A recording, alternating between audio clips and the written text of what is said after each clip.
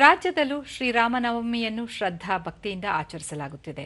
ಬೆಂಗಳೂರು ನಗರದ ಪ್ರಮುಖ ರಾಮಾಂಜನೇಯ ದೇವಾಲಯದಲ್ಲೂ ಅಭಿಷೇಕ, ವಿಶೇಷ ಹೂವಿನ ಅಲಂಕಾರ, ಪೂಜೆ, ಹೋಮ ಸೇರಿದಂತೆ ಹಲವು ಧಾರ್ಮಿಕ ಕೈಂಕರ್ಯಗಳು ನಡೆಸಲಾಗಿದೆ.